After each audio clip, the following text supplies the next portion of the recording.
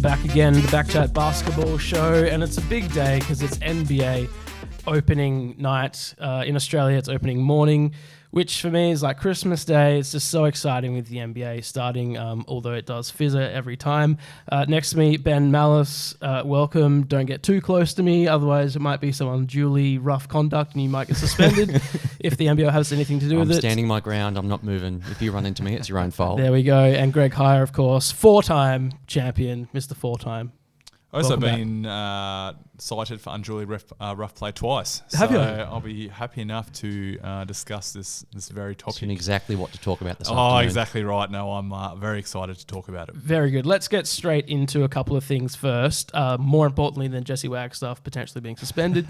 Last week, you, and we will say right off the top, the tribunal is happening in 1 hour's time.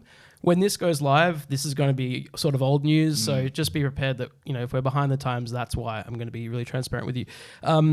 More importantly, though, last week you had your very first coaching session. You had to race off to get there. Yep. How did that go? You have a 5-year-old son. I do have a 5-year-old son, and let me say chaos ensued for the next 45 minutes to an hour. Like, you know, I reckon... I diagnosed myself with ADD. I reckon my son's borderline on that level.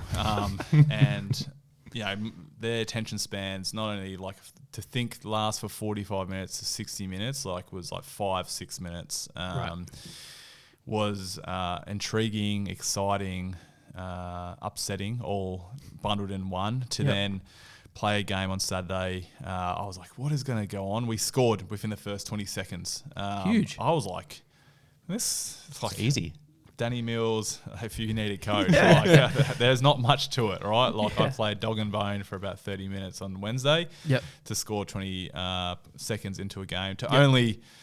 We didn't score for another 25 minutes for the score to be 4-2. So you won? We won. That's all that matters. Absolutely. Defense, Undefeated. great defense. Yeah, absolutely. My young son loved it.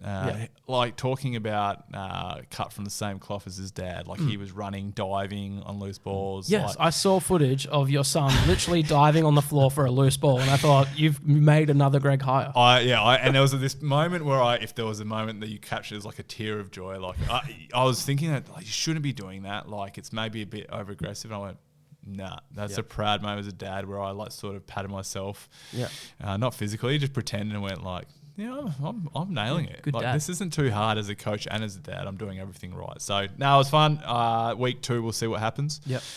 It's going to be a costly season. I as a coach, I buy a $10 Coles My gift voucher and a Gatorade. And my wife was like, what are you doing? So 17 weeks later could be an issue, but it's all for fun and games. Who's the $10 gift card going to? MVP. And I'm obviously going to have to rotate. Like, and you have to just give it to your son. To your son every week? No. Like kids are going to be... they hold that like dear. Like that was actually like... I think that was the most upsetting thing. Like after my son was like... Where's my purple Gatorade? Yeah. Can I just give you a little bit of advice with that? Do you buy like the carton of Powerades, or are you buying them from the vending machine each time? Oh, mate, come on. What was on special? $2 for 7. Sorry, 2 for 7. So. Okay, that's not too bad. Please just next time go to the supermarket and buy a 12-pack. Right. And you'll save yourself some coin. Yeah. Ben, last week you didn't have any children. Is that still the same? I can confirm. Still no children. None that I know of. Right. All right. So no coaching kids for you. One thing that did happen through the week, one of the biggest announcements of my life. There's a bar in the Dallas-Fort Worth airport. Get your passport ready. Called Nowitzki. They are opening a Dirk Nowitzki, the goat father that sits above Ben's head here. The goat father? Yeah, the goat father, Dirk Nowitzki. A bar dedicated to him. It's called Nowitzki. And I think in the future, this podcast will probably come from that show. Even if we fly in, fly out every week, happy to do that. I need to ask, how long's it been since you've been in Dallas? You must be getting withdrawals. 2018, start of 2018. So, yeah. Dallas-Fort Worth is a major hub for an airport. It is. So I feel like it's not unreasonable to think that you will be travelling there. Just pass through. Yeah. Oh, I'm definitely picking that as my stop off if I travel in the future. Have you explored what's on the menu? What's the cocktail like? Like, is there? I want to go in fresh. Special? Yeah, okay. I want to be like a kid entering Disney World for the first time and just seeing all that is in front of me. So your expectations are really sky high. Sky high. But could it be a dismal fail? Like you go in there, it's like what they say. Like you never want to meet your heroes. You can't think like that, Greg. It's all positive. I have met Dirk actually. His shower. Get out of here. His shower water was dripping on me when I was interviewing him once. He did just to confirm, you're in the locker room. Yeah. Can we talk about Yeah. So post game, this is when I was in Dallas and I was going to some games as a media member. He used to do this thing where he would like get out of the shower and just wrap the towel around him, but not dry himself. So you'd be standing in like the huddle in the locker room, like phone out, and because he's like so tall, like when the waters are dripping from him, it's like it's raining because like there's just that much water and he doesn't dry himself. So there was just a little splotch of Nowitzki water on my arm, and I was like, great, I'm never washing that arm again. So. No, I was very professional in asking a question or two. This is something we're going to talk about over a few sheltered beers. Yeah, I know. When you're speaking about members and Dirk Nowitzki. Yeah, I know, right? So that's the Dirk Nowitzki bar. We'll, I'm sure we'll get there at some point. But let's get into the biggest issue of the NBL so far this season. Jesse Wagstaff, unduly rough play for a screen on Lockie Barker. Offered a 1-week suspension with an early guilty plea or go to the one-man tribunal, which seems weird. And that's happening today at 3 o'clock Perth time, which is in about 45 minutes. So we're not going to know the result when this podcast comes live. But Greg, please sound off. What was your take on it? Oh, look, if I could swear in colourful words, obviously you can. Outrageous in that regard. I think, first and foremost, you never want to see an incident like that where a guy is obviously cactus on the floor due to a head-high contact. And I've run through a million different situations and think about being directly... that incident being directly in front of me, and at no point did I go, oh, Jesse's in trouble here. Like I went, legible screen, run of play, and if anything, and you hear this, there's been a few commentators talking about the lack of communication from teammates, which I clearly did think was like, and understand, intimidating environment. It is outrageously loud in that setting. Could you do that? But even being attached as a defender, you call that like you're in that sort of drop coverage zone where you want to be yelling out. Now, initially straight away looking up at the screen, at no point did I go, yeah, that was malicious, knowing Jesse and going through and had this conversation with him the next day. Then to look at the slow-mo footage that my wife sent me, I went, oh, he's going to be in trouble here, just because slow-mo footage makes every single human look bad, all right? Like, it just never was in that situation. To then, speaking to Jesse on Saturday, was like, what's the process? He's like, I've been asked to submit a letter or appeal or whatever, his groundings, to then hear the news whilst I was with Jesse. It was just outrageous. Like, I look at that and go, from the letter of the law, and yet me going reckless or unduly rough play or wherever it is, yeah, it's mind-boggling, pathetic in that way in terms of where that it goes, because it really opens up a can of worms. Because I look at that, there was a couple of incidents over the weekend. Jordan Hunter cleaned up Jonah Antonio. Yep. Again, never at once did I go, oh, that's a dirty, malicious play, and for him to not be cited. There's a number of reasons why you are cited. Opposition teams can make that.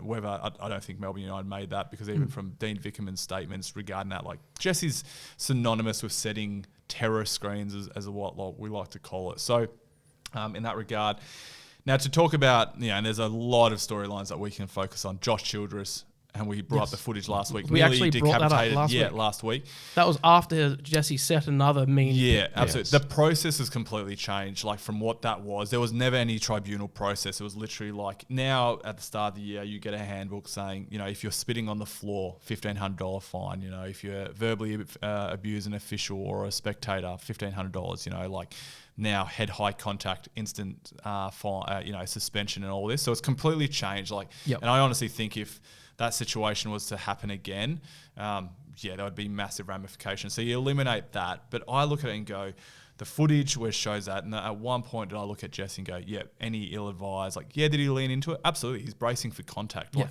tell me what one guy, irrespective of he's 6 foot or 7 foot, you're going to guard up, wall up, like you're going to go into it. Protect yourself.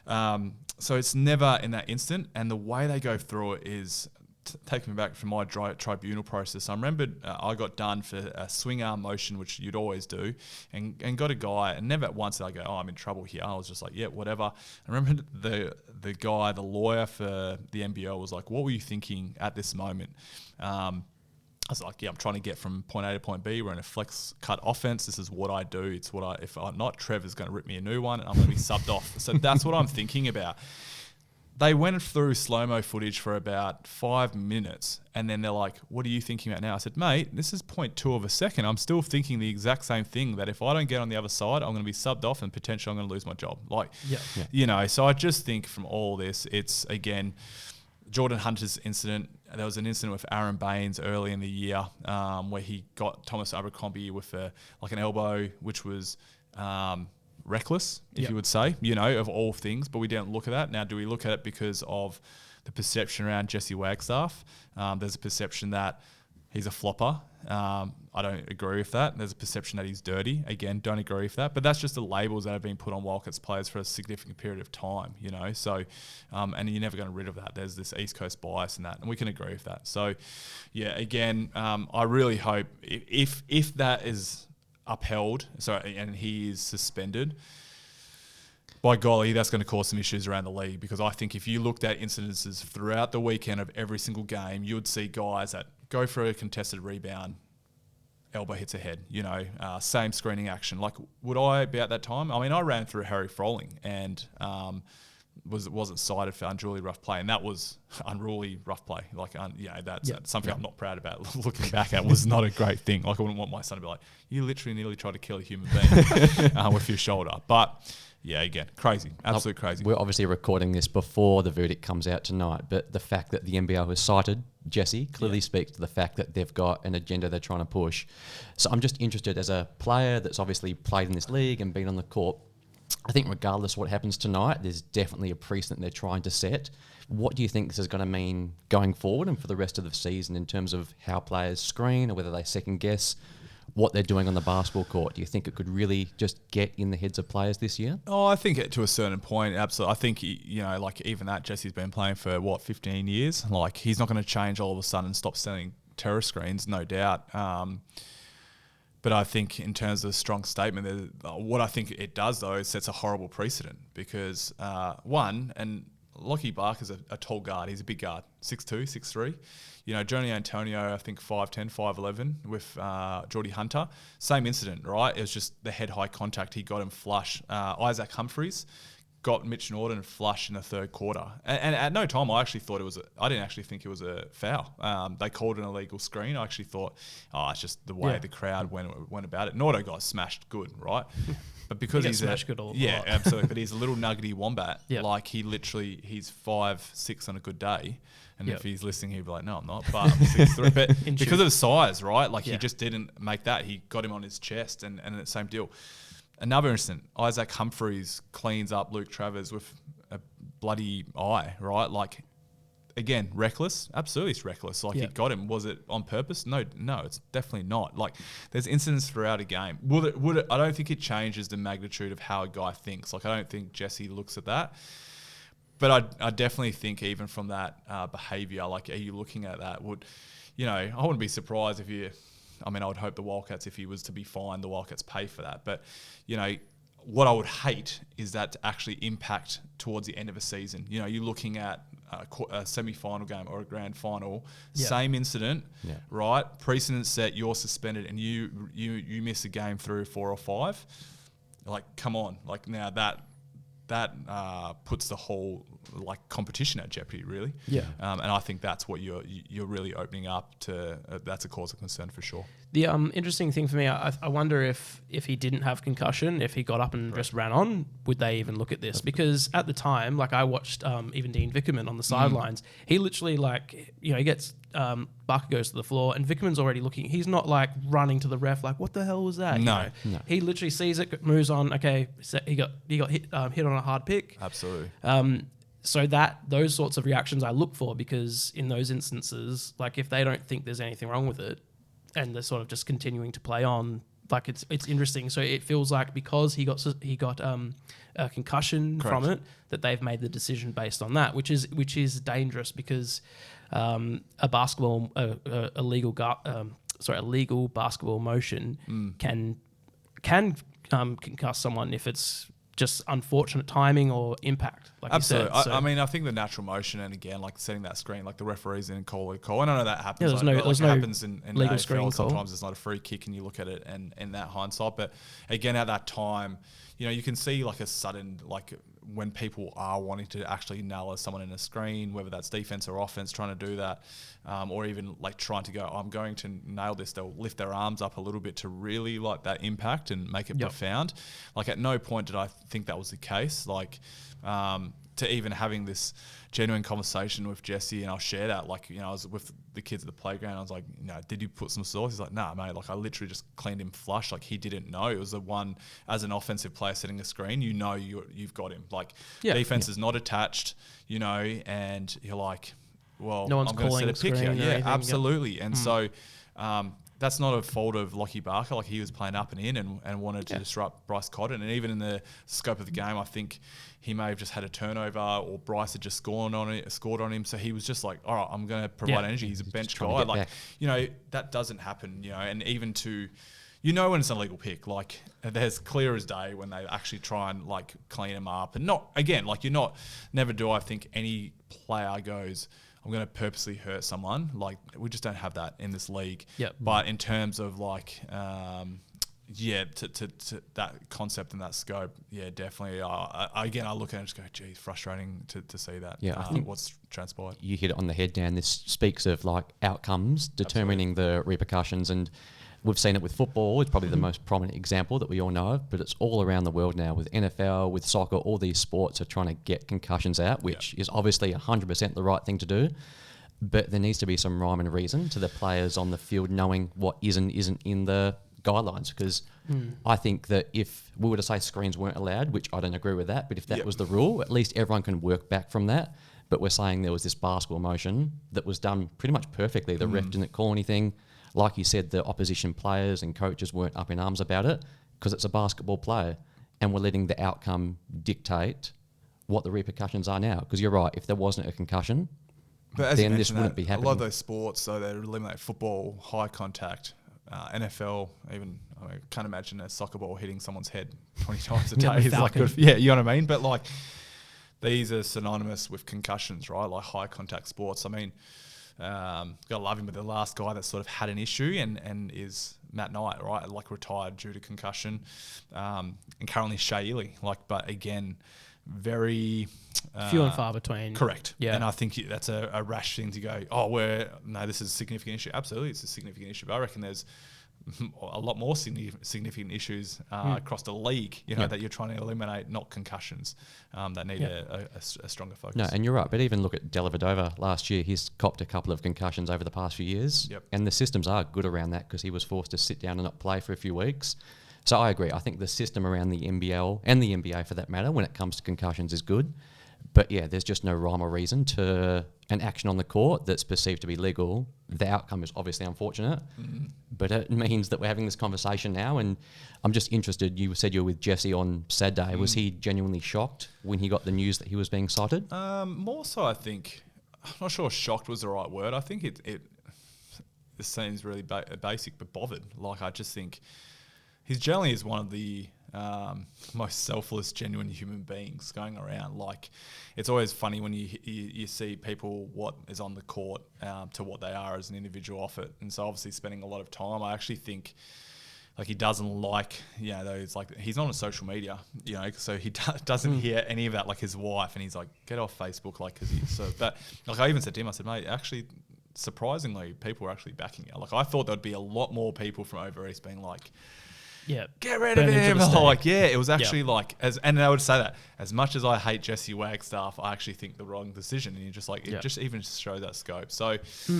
I wasn't shocked, and I said to him, I said, you're gonna get done, mate. I said, when I got done twice, and both times I was like, this is an absolute shit show. Like, you know, it was an absolute joke. Not at one point. Now, obviously, both times thrown out, but again, I was just like, on the letter of the law and what's actually in this handbook in terms of what is it, I was like, I could understand it. Do I agree with it? Absolutely not. But again, I'm not writing documents or policies. Yep. All right. Well, that's a good take on it. Let's keep moving through some NBL stuff. Around about a week ago, there was a bit of a leak of documents, and that was that the NBL. How would have a leak come, Ben? Like, I mean, Jordan's in the media world. That's because someone likes to get their agenda out there. I think that's right. Coming So from the Sydney Kings, it might have come from there. It makes them perceived to be look good, doesn't it? Let's be careful not to defame, though. Paul Smith will be on your back, Ben, if you go too hard. But there was a document leak that showed the salary cap, how the soft salary was being paid with the luxuries. Perth, well over that, $400,000, according to this document, of course, over the soft cap. The next biggest, I think, was around 90 to 100,000, and then there was a bunch of teams under it. So there are a lot of asterisks with this, that there are certain figures that just don't come into the equation. So, for instance, a really simple one is that a player's salary is based on how many games they play in the season. So if they only play half the games, only half their salary is accounted to the cap. And then, for instance, like a marquee player, you can basically pay them as much as you really want, but only a certain percentage of their salary. And marquees can only be Australian. That's right. Yep. So you could just pay. You could pay as much as you want on these players, and so the whole talk of Wildcats paying for championships and stuff, I've seen that thrown around a little bit just because I was so far over. But look, Jack Bendat. He'd just like to pay players and pay people what they're worth and put a lot of money into it. Love the team. Other teams treat their teams more like businesses and stuff like that, and have things in consideration like that. But what was your thoughts when this sort of came out, Greg? I mean, I at first I laughed because I was like, it had a leak. Like, it's not like it's been an Optus data breach and like somehow it's gone out. Like, it's obviously been manipulated in a way, and good on them. But for me, I look and I sort of spoke about this. I go, mate, it's clearly Bryce's contract, right? And there was a discussion. Someone had remarked, well, clearly the Wildcats stuffed up because they thought the citizenship papers were going to come in time and they could reclassify him as a marquee guy. Yep. In essence, didn't happen, and maybe they've bit the bull on that one. Irrespective if Bryce was Australian or American or what his classification is, he's worth every dollar and cent. Mm-hmm. Like, if that $400,000 is Bryce's contract on top of that, that is worth it. Like, he literally brings people through the doors and gets kids buying his jersey in ridiculous amounts, and corporate people will re-up to have the chance to watch Bryce play. Like, he is there. You look across the league in terms of a level of consistency, and like the perfect example I like to look at, name me some imports that have been around longer for 2 or 3, 4 years, right? Rare. Yeah. And a guy like you compare it, Tyler Harvey has this amazing year one, and LRL are like, hey, let's do the same similar Bryce Connor forward. Let's bring him in. Let's have him for 3 years. Like, do that. I think you'd argue and go, he hasn't been playing to the level of standard he has at year one. Like, to find someone as talented as Bryce that buys into a system, to embraces Australian culture and understands the league, and Perth, who I actually think is a potential captain, right, in terms of that. Like, he's not outspoken in media and all that, but internally is that sort of guy. Yeah. Worth it, right? And you're completely right. I think the marquee, like, let's look at Delhi.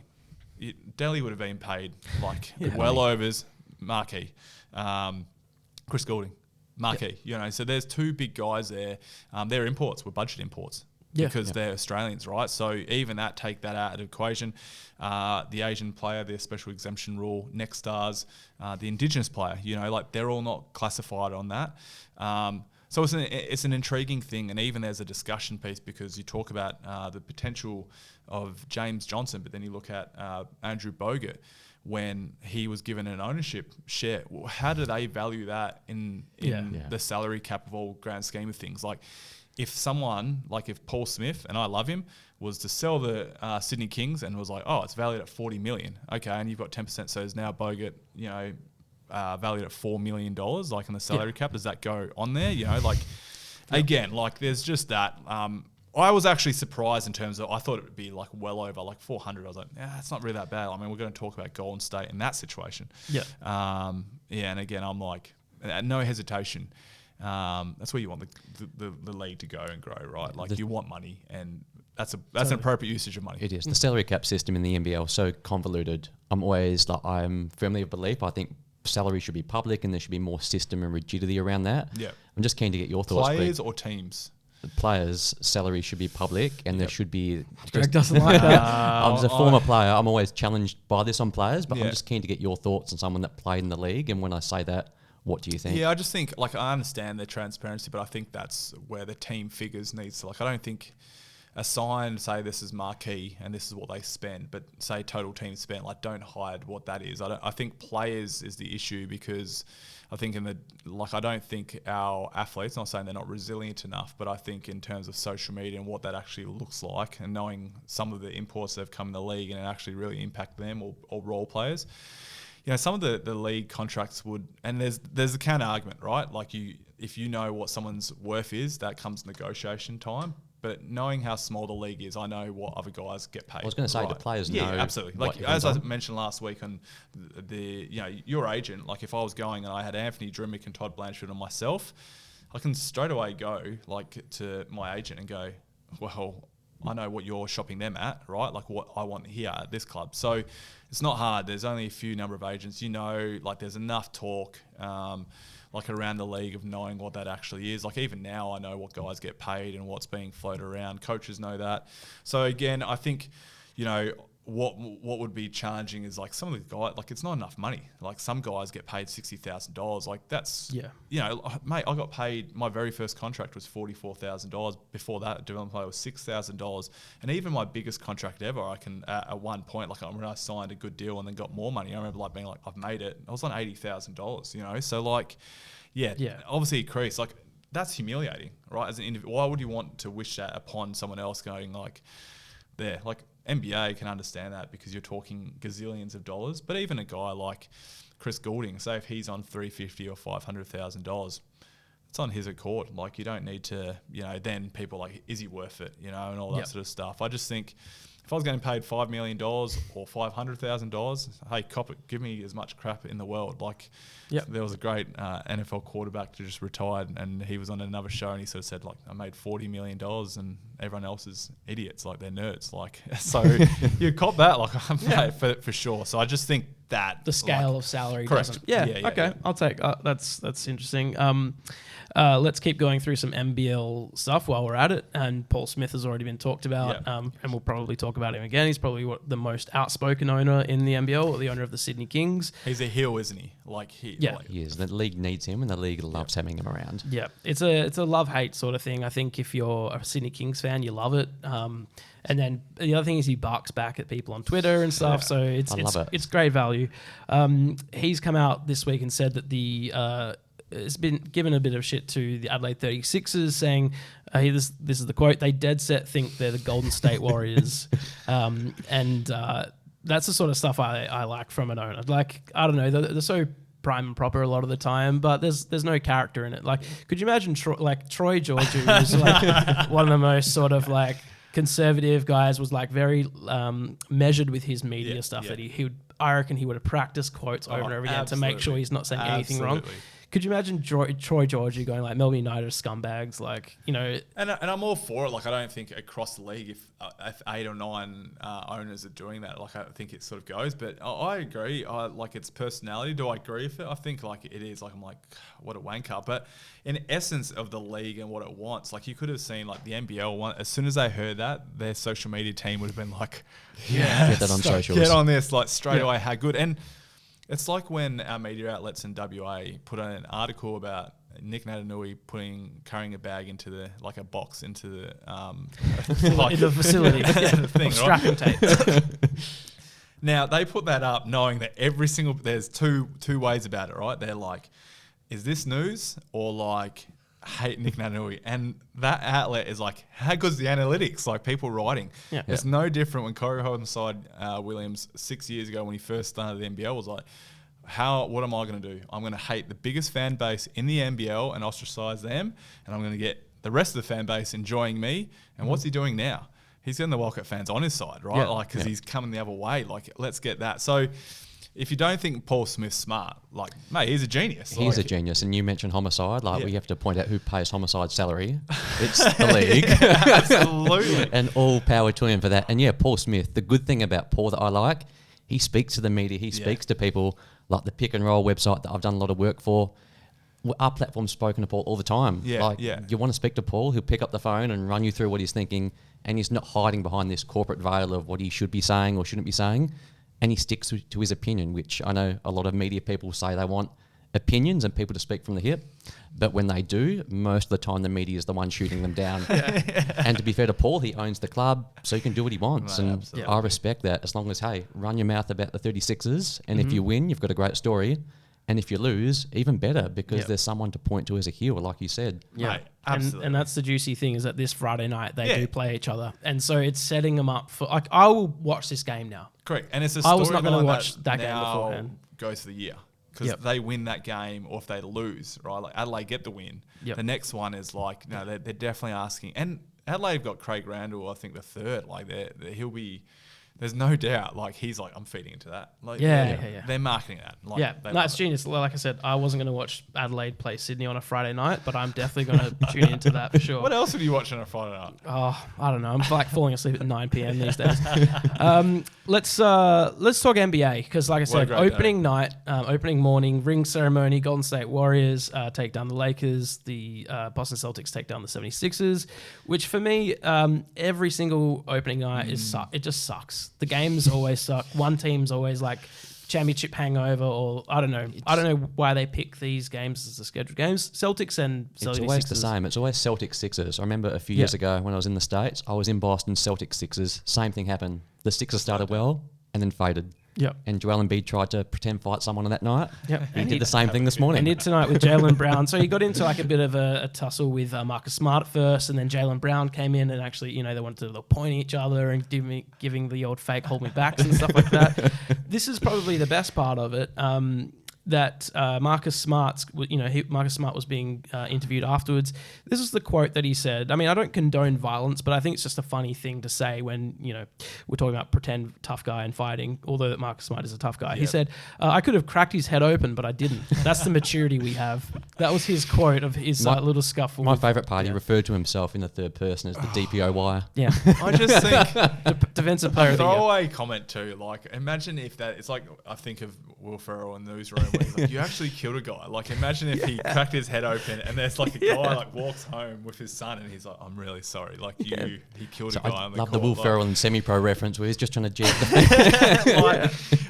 in that essence. Like, and of all people, I'm like, actually, Marcus Smart might be a tough guy. Like, he is. He has the complete flopping syndrome of guy over embellishing of all things. But then I'm like, actually, I'd love him on my team because he gets down and dirty. But I mean, of all people, Joel Embiid of human beings that you're like, it's a physically imposing guy. Yeah, Joel Embiid's got some flopping talent as well. He is elite when it comes to flopping around. Let's give some predictions for the season. Yes. So we'll do an East winner, a West winner, and an MVP. I haven't really thought about this. Do either of you guys have an answer? Because I might need some time to pad. Go. All right. I'm even after today, I was like Golden State. Yeah, I think that's for me as well on the West. Looking at that, and then I actually felt Philadelphia would be good, but I'm going to put a smoky, and just because I think what it is, like, part of this little part of me is like hoping it succeed, because I want maybe not the little person, but Ben Simmons to just actually get his knockers. I actually think Brooklyn will come out of the East, right? So, and there's going to be a moment there. So if they're not doing well in the season, Steve Nash done halfway through the year. Bring in another coach, they'll change things up. I just think you got Kevin Durant, who is a proven game winner.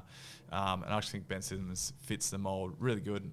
Kyrie Irving, and then you've got a couple of guys like Markieff Morris, I think, is there now, and a couple of other like Patty Mills. Patty's there. Yeah. Claxton's off the bench. Yeah, like a couple of like, is it Will Barton from Denver went over there as well, but another guy from Denver, I think, went. Just like role players. So I just think they'll get out of there. See, I love the Nets roster, but they're an NBA 2K team for me. I cannot trust any of them. I think Durant's averaged 35 games a season the past 3. I love Ben Simmons' game. He hasn't played in 18 months. And Kyrie Irving, good luck trusting anything he does. It's burning sage. Trying to get rid of the evil spirits. Yeah. So who's your East and West? See, I like Golden State in the West. I think they're going to have a very good season, like win 60-plus games. Yeah. And out East, I'm on the Milwaukee Bucks train. I think Giannis is the best player in the world. I think Giannis is going to win his 3rd MVP and really elevate himself. And I think we're going to have a tremendous finals with the Warriors and the Bucks going at it, and Steph versus Giannis. That's the finals I want to see. And Yeah, I checked this out this morning, and this is 9-1 for MVP. So if you Very like good. a little wager, get down to Bluebet and very put some good. money down. Very good, Ben. I don't know if this is just because of... Tick that off the run. yeah. I don't know if this is because these are the games that are on tonight, but Boston look very good. I'm going to go Boston on the East. I think they're a complete team. I think they can defend extremely well. Tatum's going to be better. Marcus Smart's just DPOY every day. So I'm going to go Boston on the East and Golden State on the West. I think You they've can't got too go much Golden State. You firepower. can't have threes. Choose someone else. All right, I'm gonna back into my MVP Dallas. pick then of Luka Doncic and Dallas Mavericks, because we were in the West Finals last season and we're better. Luka is in shape. He's in like absolute. Do you work for the Mavericks? Shape. Or? No, I don't. I don't. All right, fine. I'll go Mavs on the West, Boston on the East. Luka Doncic holding the MVP and Finals Love MVP that. at the end. We've only got a few more things to go through, and Greg, you need to go get in the No, we'll be right fine. We have mindset plenty of time. for All coaching. good. The kids will coach themselves. Yeah, that's right. That's my test. It's like, Yeah. I'm not sure if Scully's ever this, where the coaches are purposely late to see, like in college, it happened all the time. Like it'd be 6 o'clock in the morning, no coaches there. Yep. And you'd go like, what's he doing? And then like you'd have to do warm up, and that'd be like a guy that's like, it's like teachers when they're not there for 10 or 15 minutes, like, and they're like, I'm going home. Like I don't need to be here. Sweet. I forgot. And all of a sudden the coach would come out of nowhere, rip everyone a new one. You're so shit. Yeah, Like, I love it. You must have the most so- mature 5-year-olds in the world. Yeah. All right. Well, sweet. Let's stay a little longer then. Yeah. Let's talk about some salaries. We talked salaries in the Yeah. NBL. Let's just go completely on the other side of the spectrum. So there's potential that Wildcats overspending $400,000 from the soft salary cap. I'm just going to let you know what's happened in the last few days at the Golden State Warriors. So Jordan Poole's agreed to a 4-year, $140 million extension, which is big money. Andrew Wiggins signs a $109 million contract.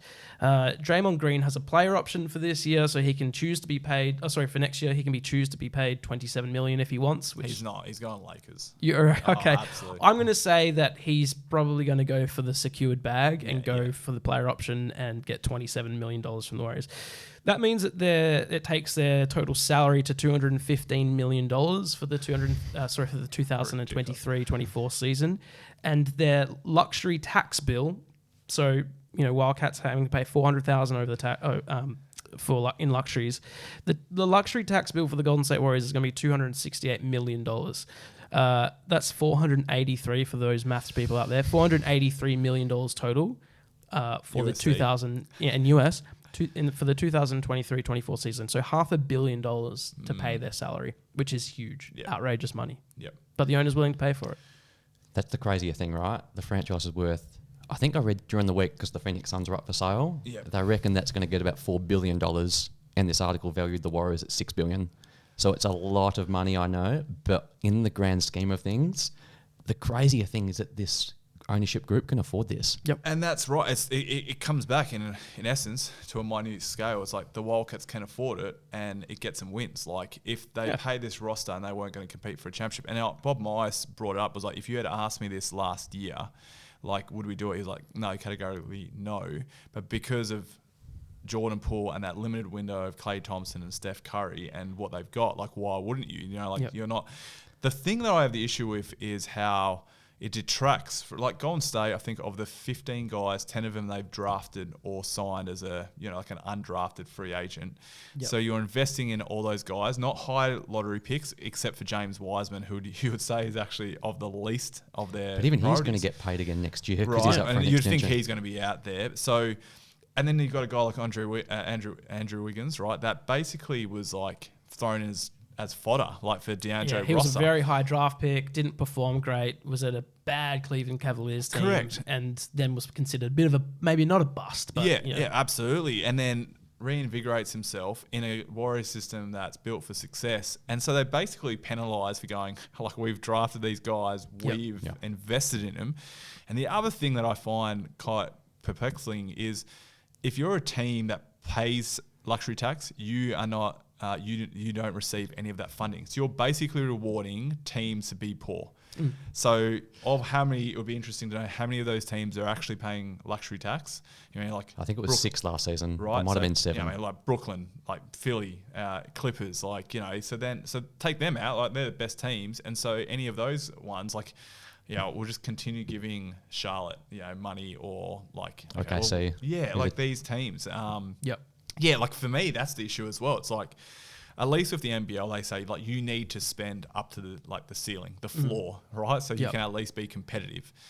Whereas we're basically rewarding teams and then punishing Golden State who have like struck gold and off their own talent. It's not like bar the Kevin Durant thing. Yeah. You know, which like they didn't just form a super team with correct players. Like even currently with the Lakers, like look at that roster and how that's built. Like name me one guy that they've drafted, Austin Reeves. Like all that's not like LeBron, Anthony Davis, Russell Westbrook, even though Patrick Beverley, like pretty crazy. All right, that's. I want to check one more thing with you before we have some listener questions. Did you perhaps see Draymond Green's documentary this morning? Oh. Okay, a hostage video. Patronising. Like, how is he making about himself? Yeah, so for those that didn't see it, Draymond Green has self-produced a 21-minute documentary that was aired before the ring ceremony on TNT, outlining a lot of the situation with the Jordan Poole punch, okay, and the days that followed after that. For me, it was one of the most odd things I've ever seen. I agree. Very well done. I'll give him that. Extremely well produced. He had the circle light things, right? Yes, like, the vignette. Yeah, very good. So one of the quotes that stuck out for me in this was him trying to be all philosophical, leaving these great long pauses in between his sentences for weight. And he goes, the world has seen one of your worst moments. And then he's like looking at the camera, like nodding his head, licking his lips. He does that weird lick of his lips thing. And then he goes, look at the upside you have now. So he's saying like the world has seen me punch Jordan Poole. Like they've seen it in my lowest. So now everything else is cream. Like it's all up from here. I was just thinking then though, maybe we're the suckers though, because we just talked about Homicide Williams 10 minutes ago and how he wants us to watch his videos and listen to him consume content. And Draymond's put this thing out this morning. So smart, isn't it? We're talking about it. No, but he actually believes though. This like even the way, like I think when he speaks, he loses oxygen at times and forgets what he's actually talking about. Like even in that, like I reckon there's a guy that's really articulate and like say there's like a PR person. Yeah. I reckon like his PR person was like, do not do this. Like I fundamentally think this is the worst thing you could ever do. And he's like, nah, I'm doing it. Like and then like on the feet, like no, at no point do I go, you're right, Draymond. Yeah. Like you're the victim in this. Yeah, like I've got it wrong. You're strong, man. You're strong. Part of me thinks though is I reckon it's all part of like that document. Like I'm pretty sure it's all pre-season and what it looks like. And this is he's going, I've got to add on like, and it's the whole journey and it's going to like it's part of it. And he goes, I'll do it on this ring zone. But in terms of timing, like does Jordan Poole, I'm sure, is like goes back home. He's smashing a whippersnapper whiskey and a shelter. Obviously, and he goes, "Is he kidding? Like, he punched me in the face." Like, and he apologized to my family for the embarrassment that I caused. Like that's like one of those like I'm sorry if you're offended sort of apologies. We're just on Steve Kerr, right? He was with Michael Jordan, he got punched in the face himself. When Kerr steps away and writes a book, get me a copy of that because that man must have some stories. Stories. I think he got sent to Vegas with Rodman because who was the coach at the time? Phil Jackson said, you need to go with Rodman and make sure he doesn't die in Vegas. One of the best stories ever is Luke Longley came to us to be an inspirational speech before playoff series. And we like got done and he was telling us Jordan and telling us his journey. And then like we're all there and like we got done and he's like, does anyone want to ask anything? And then like, can't remember what year it was, and like no one said anything. He's like, "You guys are pussies," and we're like, "What?" And he's like, "You guys want to know about Rodman?" And everyone's like, "Yes, tell us Rodman." And he told us that Vegas story, and we're like, "Tell us more." And like Trev had to be like, "Guys, like no, he was brought in to like to pump you guys up. Not full on sex stories with Carmen Electra, like, but it was like if anything, like." Sco, if you can get a podcast guest, like get him because he would have some ammo. All right, excellent. How much time you got, Greg? It's couple minutes. All right, let's just pick one of these listener questions that came in before we wrap things up. Not the first one. Not the first one. All right. Yes, Damian Martin's the greatest defensive player of all time. Yeah, he is. Barring is the defensive award named after him? Well, there you go. That's the answer to that. That was from SMCD apparently. Or Damian Martin's. This one's from Jacinta_Governed. Who's winning the WNBL championship? Are you following the WNBL? Yeah, I love it. I mean, There's obviously, a barring very the good documentary out in SBS. I know the Oh, it's guy good? Adam McKay that Yeah, came love out that about guy. the Melbourne Boomers. South side, yeah. Yep. What is it? Baseline or sideline? Sideline, yeah, yes. fantastic. Any followers of the WNBL, highly recommend. really It's a good. Great. thing I'm to gonna watch. give that a watch. No, really, really good. I mean, I think you'd put obviously Melbourne Boomers up there, but I think looking off Southside Flyers last year and Lauren Jackson in that equation, it'll be interesting to know how she goes. Like with her being on the road, I think just that dominant, like being dominant in that way. But I think those three, Perth will be interesting, well coached. But I think I'm putting Melbourne Boomers and Southside, two Melbourne clubs. Southside had a pretty poor year by their standards to make the playoffs last year, but sort of reshuffled Melbourne Boomers being defending champions. You've got Tess Madgen, Kayla George. I think they're too good. Solid. All right. Well, that's all we got time for. Guessing Greg, you got to don't go. know WNBL. Yeah, well, I followed it very, very closely for 1 year We're when I was closing the the media podcast now. manager at the Lynx. I mean, I Sure followed it that closely then, was but since unique. then it Yeah. hasn't been as a front and center thing for me. Instagram, BackChat _basketballs, where you can follow us and you can send us an email, hello@backchatpodcast.com.au. If you want to get in touch with us, I think we'll chuck some stuff on socials throughout the week. We're going to get better at it as the pod develops a bit more. I want to give Greg the password and just let him go ham and say things maybe he's not meant to. But we'll be back next Wednesday. And, as you're listening to this, I'm sure you'll know the result of Jesse Wagstaff. So let's just say you're going to say that he's going to get off. No, I reckon he'll get a 1-game suspension. There you go. All right. And your reaction? A big F you to the league. Let me take over. Yeah. Is it a disgrace? Oh, yeah. It would be an absolute disgrace.